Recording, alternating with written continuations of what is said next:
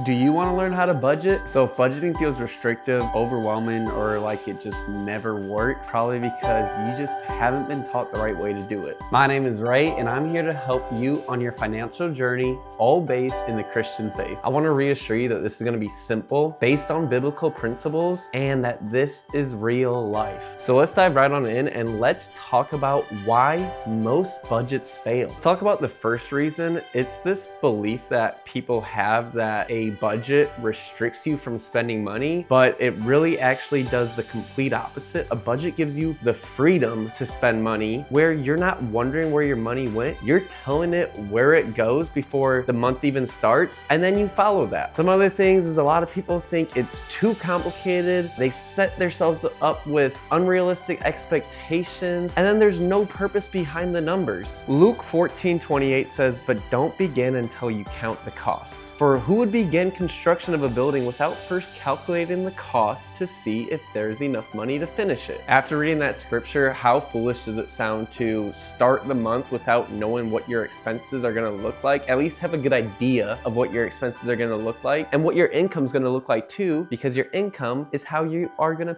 pay for those expenses. So I believe that the main reason why we as Christians should budget is because it shows good stewardship. In 1 Corinthians 4:2, it says, "Now a person who is put in charge as a manager must be faithful." We are all put in charge to manage our finances, and we must be faithful with it. And how we're gonna do that is we're gonna create a budget. So today I'm gonna go through the 4 steps in creating a budget, a practical example of what a budget actually looks like, and lastly, how to stick to the budget. That might be the most important one, so make sure you stay tuned. Let's get into it. So the 4 steps we're gonna go over today include step 1, which is giving, step 2, which is your needs, step 3, saving, and step 4, enjoying with intention. And I know we're all waiting for step 4. We'll get into that shortly, but let's dive deeper into each step real quick, and then we'll go through the practical example of what an actual budget looks like. Step 1 is giving, and I'm just gonna be completely honest, it's something that I've struggled with. This includes tithing or giving. All tithe means is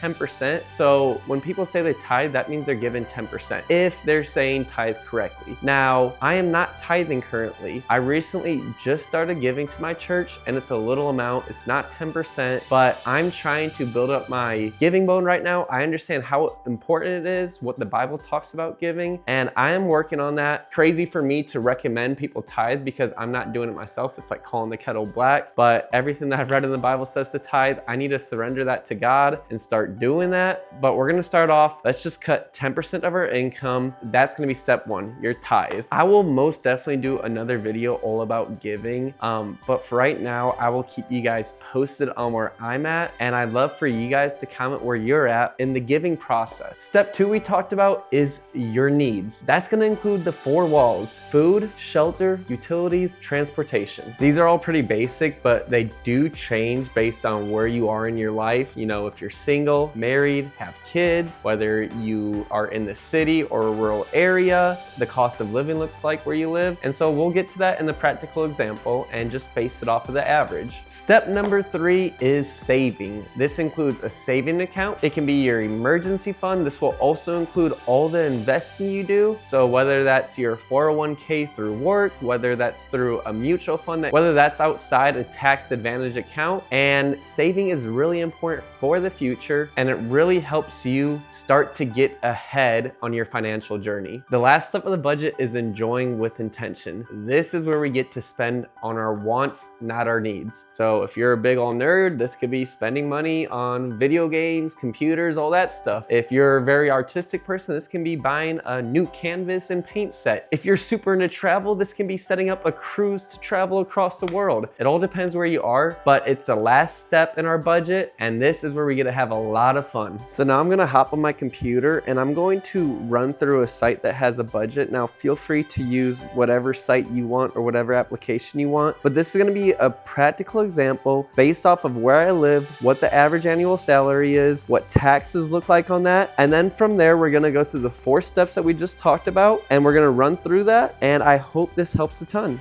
So I hope you enjoy. Okay, so we are here in on the online budget, and I am actually using an application called Every Dollar by Ramsey Solutions. This is the budgeting app I use. I really enjoy it, but feel free to use whatever application. I would just highly recommend you don't use like a pen and paper or an Excel spreadsheet. These apps are great. Use whatever one you like, but we're first going to start off with our income, which we put right here. This is based off of some averages in the area I live in. So this is on a $50,000 yearly salary, and then I took taxes out at 20%, and we're left with $1,667 every 2 weeks. That's $3,334 a month we have to budget. First things first, we have to do our giving like we talked about.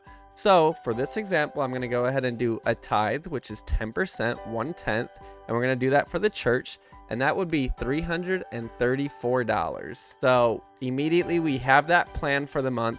We have $3,000 left to budget. Now let's cover the 4 walls, which are housing, utilities, food, and transportation. So I'm gonna get these plugged in and show you guys what it looks like once we do that. Okay, so I just went ahead and plugged in those numbers. So for rent, I put $1,500. We put in our utilities for water and electricity. We put in for our transportation, we have gas for the vehicle. We have maintenance, any kind of oil changes. We just put $50 in there for the month. We also have our groceries in here.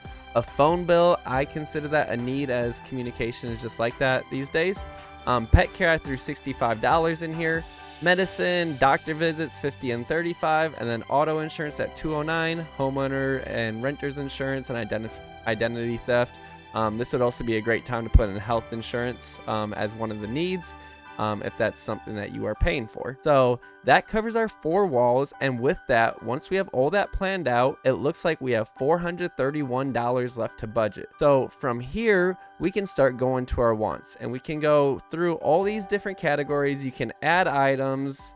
This one's specifically for housing, but like if we went to food, we can see groceries, we can see restaurants. If you want to get more granular, you can even add like fast food or things of that nature to your budget. Personal, like there's all these preloaded ones: clothing, phone, fun money, hair, cosmetics, subscriptions. You can add even more technology. You can add like Christmas gifts, you know, that's always a good one to add around this time of year. And then you can even get more specific, like Christmas gift - dad. So let's add some wants really quick to here. So first want that I can think of for a lot of people is going to be like hair cosmetics. That can be a lot of different things. We'll throw $50 in there. Subscriptions I saw as well. A lot of us have subscriptions. So we'll go ahead and throw $45 in for subscriptions. And then miscellaneous, I always like throwing $100 in here. I call that a TP fund, a toilet paper fund. That can be used for toilet paper, shampoo, household cleaners, laundry detergent, stuff like that. I think it's really good to have like $100 in there. We already have doctor visits and medicine covered. Let's throw $45 in for a gym. Let's throw some fun money in. Well, let's see if we have enough for fun money. Let's put some to saving too, because that was step 3. It was giving, your needs, saving, and then your wants. So we should have put that in first. And let's do $150. Like that was my goal. Let's say if your goal was to save $150 in a month, and then now I've only got $41 left to budget. So this is where you can make some fun decisions, and this is what gives you the freedom to spend your money. It's not restricting you. I'm like, maybe I'm not going to spend $350 on groceries. Maybe it's only going to be $325. Now I have $66 left to spend. Let's say I want to spend $50 on restaurants this month. I still have $16 left.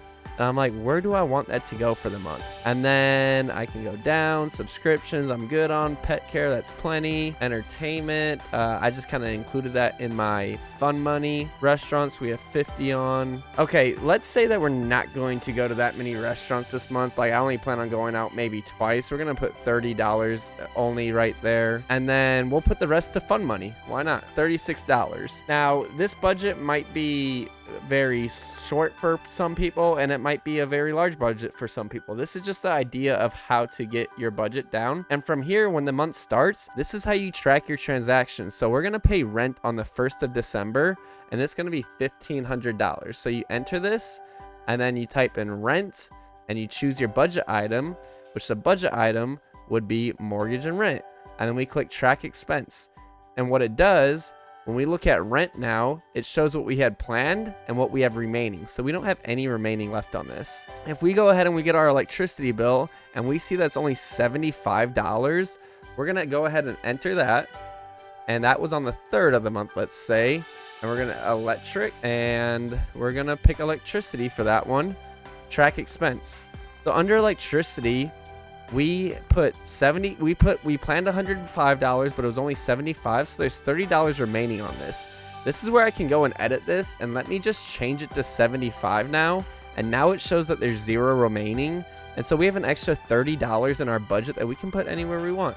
Let's say we want to put a little bit more in fun money, so now I'm going to make this 66, and now it's back to being an every dollar budget, where every dollar is accounted for before the month starts. But you can also edit this as you go. Let's say I decide to pick up a side hustle where I made $250 a weekend for the entire month, and that's an extra $1,000. So I'm gonna go ahead and do side hustle and put $1,000 from that. Now I have $1,000 more to budget. Let's say I want to do way more in saving this month. We're gonna bump that up to $1,000. And boom, now we have $150 left to budget. Now we can go back again. Your budget is going to move with you as things come up because not everything goes perfectly as planned.